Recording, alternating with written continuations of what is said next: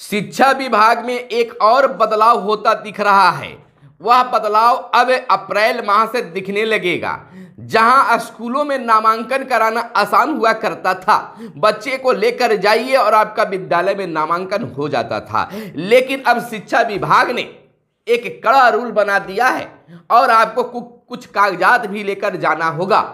जहां मास्टर साहब कोई भी बच्चा आए जाए उसका नामांकन कर देते थे, जनता भी अभिभावक भी आकर स्कूलों में सहजता से करा देते थे, लेकिन अब शिक्षा विभाग ने देखा कि बहुत फर्जीवाड़ा हो रहा है, नामांकन में फर्जी नामांकन लिए जा रहे हैं, किए जा रहे हैं। अब उसको लेकर कई तरह की बातें और कई तरह के आदेश भी दे दिए हैं कि आप 3, 4, 5 अभिलेखों में से एक अभिलेख यानी कि एक जो है आपको लेना ही होगा, यानी कि निश्चित तौर पर आपको कुछ कागजात लेकर जाना होगा, तब आपका नामांकन होगा।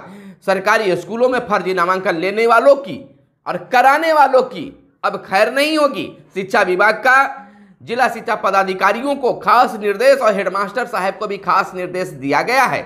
तो आपको हम बता दें कि अब नामांकन कराना विद्यालयों में आसान नहीं होगा। नमस्कार, मैं हूं आपके साथ सुनील बॉबी और आप इस समय देख रहे हैं मगध संवाद। दोस्तों, बिहार के सरकारी स्कूलों में जहां नाम काटना, नाम जोड़ना एक मामूली सी बात हुआ करती थी, आज की तिथि में अब नामांकन कराना आसान नहीं होगा। अब जांच उपरांत आपका नामांकन होगा। अगर कोई भी मास्टर साहेब अगर फर्जी नामांकन करते हैं तो उन पर कार्रवाई होगी, कार्रवाई के जद में आएंगे और जो लोग कराएंगे वह भी कार्रवाई के जद में कहीं न कहीं आएंगे। आपको बता दें कि बिहार के सरकारी स्कूलों में फर्जी नामांकन रोकने के लिए कई कदम उठाए जाएंगे।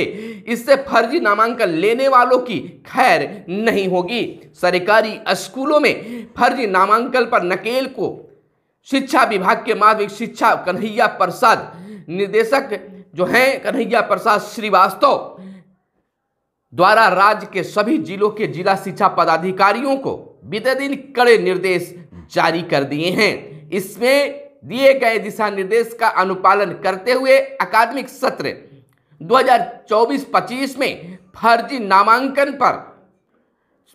नामांकन को कहिए रोकने की कार्रवाई की जाएगी। इसके मुताबिक नामांकन के दौरान जन्म प्रमाण पत्र, अस्पताल या आपको कह सकते हैं मिडवाइफ पंजी अभिलेख, आंगनवाड़ी अभिलेख, अभिभावक या माता पिता की ओर से दिए गए घोषणा पत्र अथवा विद्यार्थी के जिनका आप नामांकन कराने आए हैं उनका आधार कार्ड पर ही नामांकन होगा।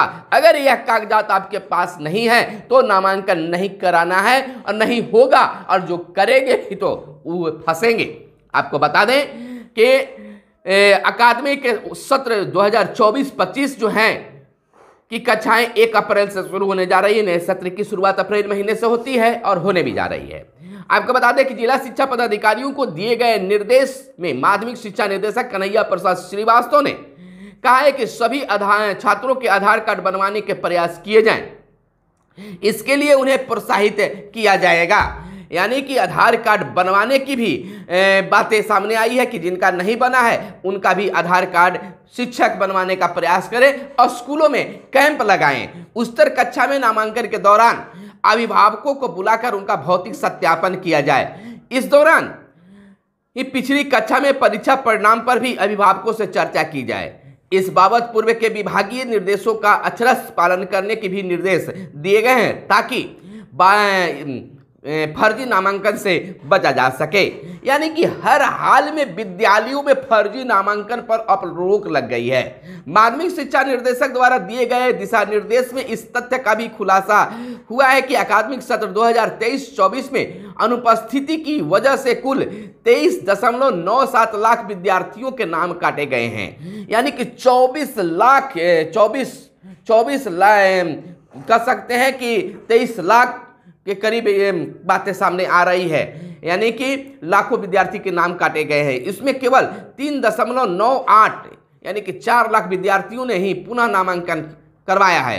शेष करीब 20 लाख बच्चों ने नाम काटे जाने पर स्कूलों के प्रधानाध्यापक या जिला शिक्षा पदाधिकारी से संपर्क करने की कोशिश भी नहीं किया है। यानी कि 24 लाख विद्यार्थियों के नाम काटे गए जिसमें 20 लाख वापस आए।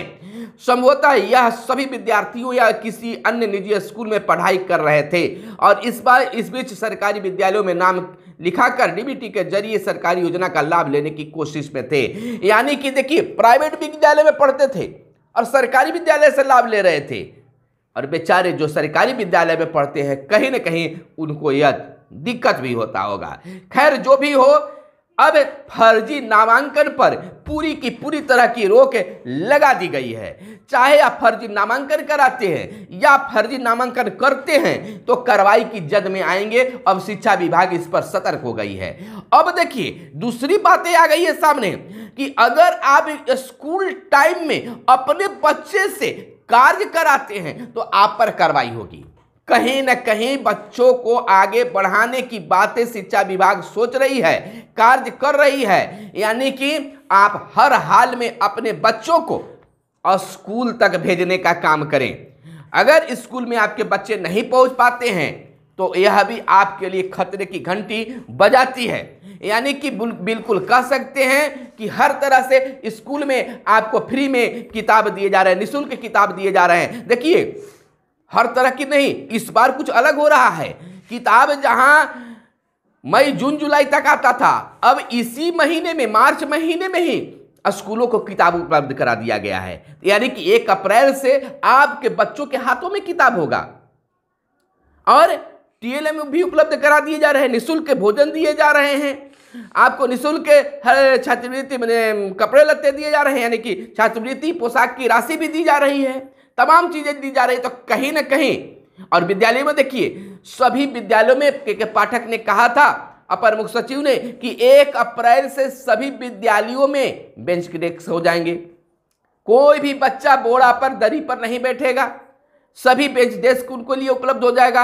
और कहीं ना कहीं हर विद्यालय में वह ब्लू वाला बेंच डेस्क पहुंचना शुरू हो गया है और कहीं कहीं पूर्णतः बन गई है, बना दे वहां मिल भी गया है। तो अब शिक्षकों को भी अच्छा लग रहा है, विद्यार्थियों को भी।